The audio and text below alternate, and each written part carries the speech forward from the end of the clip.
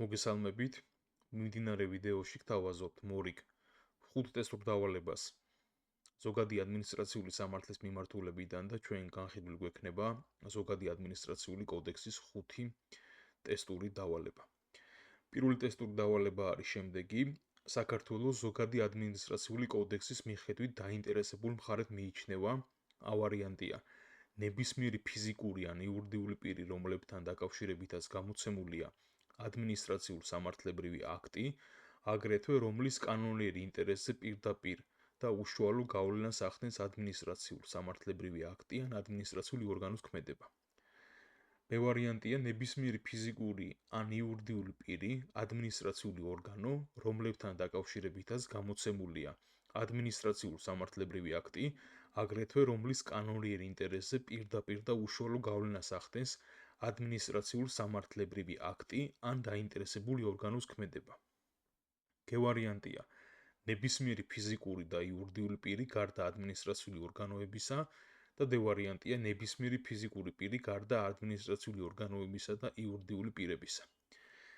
ეხლა აქ პირდაპირ უნდა ვთქვათ, რომ სწორი პასუხი გვექნება B ვარიანტი და შეგიძლიათ მარტივად რო ვთქვათ, ასე დაიმახსოვროთ, რომ სამივე უნდა იყოს გათვალისწინებული, როგორც ნებისმიერი ფიზიკური, ასევე ნებისმიერი იურიდიული პირი და ასევე ადმინისტრაციული ორგანო. ნახეთ, პირდაპირ როგორ გვიწერია მეორე მუხლის B ქვეპუნქტი კოდექსისა, ვინ არის დაინტერესებული მხარე, ხო? გვიწერია, რომ არის ნებისმიერი ფიზიკური ან იურიდიული პირი, ასევე ადმინისტრაციული ორგანო და იმ მათთან დაკავშირებით არის გამოცემული ადმინისტრაციულ-სამართლებრივი აქტი და ასევე მათ კანონიერი ინტერესზე პირდაპირ და უშუალო გავლენას ახდენს ადმინისტრაციულ-სამართლებრივი აქტი ან თავად ამ ადმინისტრაციული ორგანოს ქმედება. ამიტომ ვიტყვით აქ, რომ სწორი პასუხი გვექნება B ვარიანტი. გადავიდეთ მეორე ტესტური დავალების განხილვაზე. საქართველოს ზოგადი ადმინისტრაციული კოდექსის მიხედვით ჩამოთვლითაგან ვიზზე არ ვრცელდება კოდექსის მოქმედება. A ვარიანტია პირთან განრიდების გამოყენების მიზანშეწონილობის საკითხის განხილვასა და გადაწყვეტასთან. B ვარიანტია უგზო-უკლოდ დაკარგული პირის ზებნასთან. G ვარიანტია გაწვეული სამხედრო მოსამსახურის მიმართ დისციპლინური სახდილის შეფარდებასთან და D ვარიანტია ყველა პასუხი სწორია. ეხლა აქ საქმე რაშია, მეგობრებო? პირველ რიგში უნდა აღინიშნოს, რომ ზოგადად ადვოკატთა საკვალიფიკაციო გამოცდის მიმართულებით ოპერატიულ სამძებრო საქმიანობის შესახებ კანონი პროგრამით გათვალისწინებული, როგორც ვიცი, არ არის. თუმცა არის პროკურატურის გამოცდებში, როგორც საკვალიფიკაციო, ასევე მისაღებ გამოცდებში. ხა ამას რატო გეუბნებით? პირველ რიგში დავიწყოთ ის, რომ მესამე მუხლის მეოთხე ნაწილი კოდექსისა გვეუბნება, რომ კოდექსის მოქმედება არ ვრცელდება აღმასრულებელი ხელისუფლების ორგანოთა იმ საქმიანობაზე, რომელიც დაკავშირებული არის დანაშაულის ჩადენის გამო პირის სისხლისამართლებრივ დევნასთან და სისხლისამართლის საქმის წარმოებასთან. სისხლისამართლის საპროცესო კოდექსის მიხედვით განრიდების გამოყენების მიზანშეწონილობის საკითხის განხილვა და გადაწყვეტა არის სისხლისამართლის საპროცესო მოქმედება, ასე რომ ვთქვათ. ამიტომ ავტომატურად გამოგვირიცხება ვარიანტი, ხო? იმიტომ რომ თქვით, რომ დევნასთან და ზოგადად სისხლისამართლის საქმის წარმოებასთან დაკავშირებულ საკითხებზე არ ვრცელდება კოდექსის მოქმედება. ეხლა რაც შეეხება B ვარიანტს, აი რაზეც აღვნიშნე, რომ პროკურატურის გამოცდებში გამოგადგებათ, ადვოკატთა გამოცდებში ნაკლებად. ნახეთ, უგზო-უკლოდ დაკარგული პირის ზებნა არის ოპერატიულ სამძებრო ღონისძიება, რაც არის პირდაპირ გათვალისწინებული კანონით.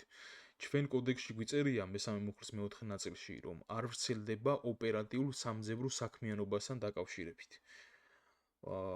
ამიტომ B ვარიანტიც არასწორი ვარიანტი გამოგვდის, იმიტომ რომ თუ ამბობთ, რომ ოპერატიულ სამძებრო საქმიანობასთან დაკავშირებით არ ვრცელდება, უგზო-უკლოდ დაკარგული პირის ზებნითი ღონისძიებები ოპერატიულ სამძებრო საქმიანობები არის. ამიტომ ამასაც გამოვირიცხავთ. რაც შეეხება G ვარიანტს, G ვარიანტი გვაქვს გაწვეული სამხედრო მოსამსახურის მიმართ დისციპლინური სახდილის შეფარდებასთან დაკავშირებით.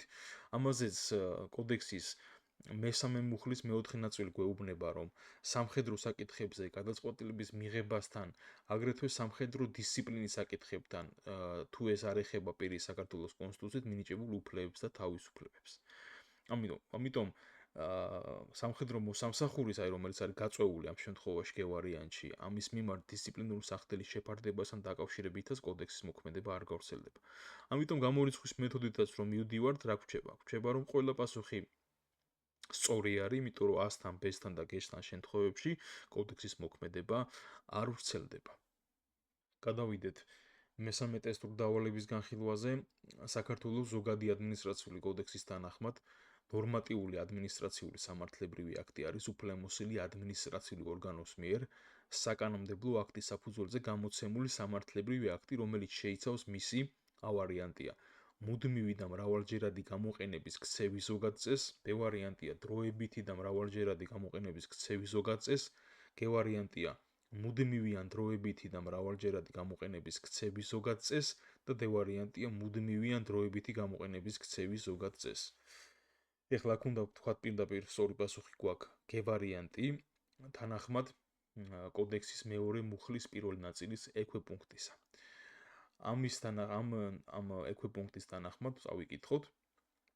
ნორმატიული ადმინისტრაციული სამართლებრივი აქტი არის უფლებამოსილი ადმინისტრაციული ორგანოს მიერ საკანონმდებლო აქტის საფუძველზე გამოცემული სამართლებრივი აქტი, რომელიც შეიცავს მისი მუდმივი ან დროებითი და მრავალჯერადი გამოყენების ქცევის ზოგადწესს. დაიმახსოვრეთ, რომ უნდა იყოს მუდმივი ან დროებითი და მრავალჯერადი გამოყენების ქცევის ზოგადი წესის შემცველი. გადავიდეთ მეოთხე ტესტურ დავალებაზე. საქართველოს ზოგადი ადმინისტრაციული კოდექსის მოქმედება, გარდა მესამე თავისა, რაც ინფორმაციის თავისუფლებას გულისხმობს, ვრცელდება შემდეგი სახელმწიფო ორგანოების საქმიანობაზე. A-ვარიანტია საქართველოს სახალხო დამცველზე, B-ვარიანტია პერსონალურ მონაცემთა დაცვის სამსახურზე, G-ვარიანტია საქართველოს იუსტიციის უმაღლეს საბჭოზე და D-ვარიანტია თბილისის მერიაზე. ეხლა მივყვეთ იმ ჩამონათვალს, რაც გვაქვს კოდექსის მესამე მუხლის პირველ ნაწილში და გამორიცხვის მეთოდით მივიდეთ სწორ პასუხამდე, ხო?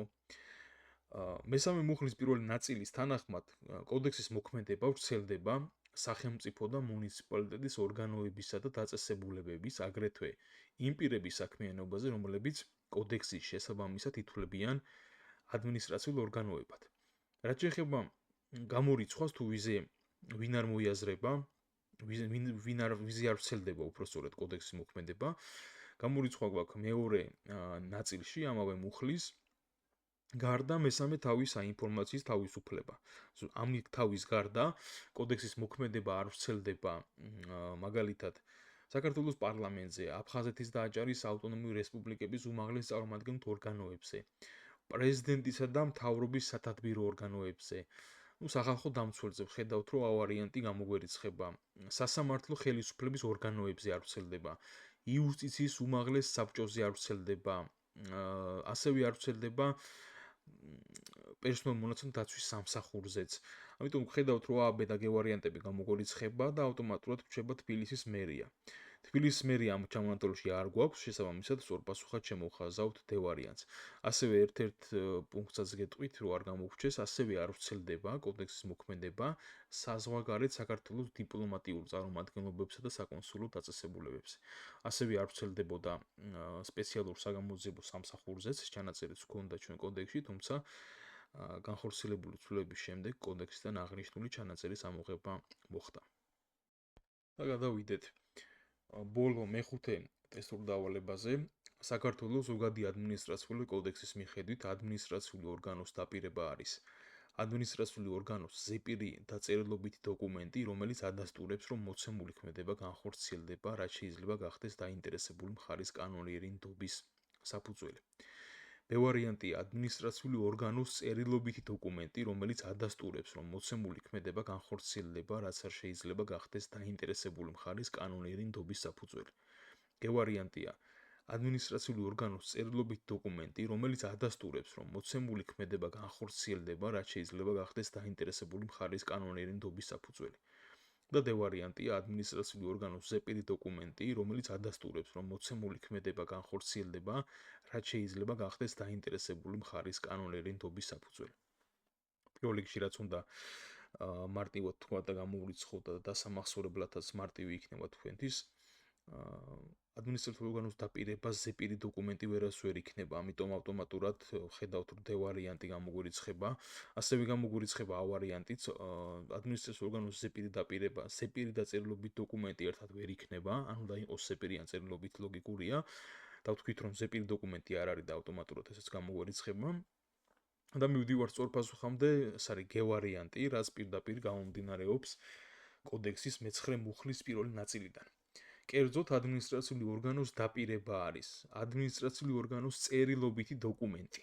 დაიმახსოვრეთ წერილობითი დოკუმენტი, რომელიც ადასტურებს, რომ მოცემული ქმედება განხორციელდება, ანუ პირობას დებს, რომ განახორციელებს ამა თუ იმ ქმედებას და რაც შეიძლება აი ეს დაპირები გახდეს დაინტერესებული მხარის კანონიერი ნდობის საფუძველი.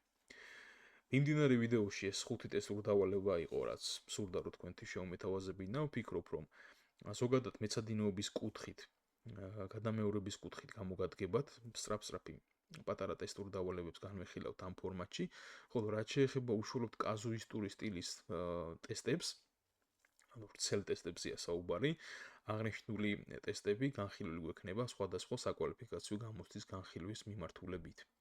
დაგემშვიდობებით, გისურვებთ წარმატებებს.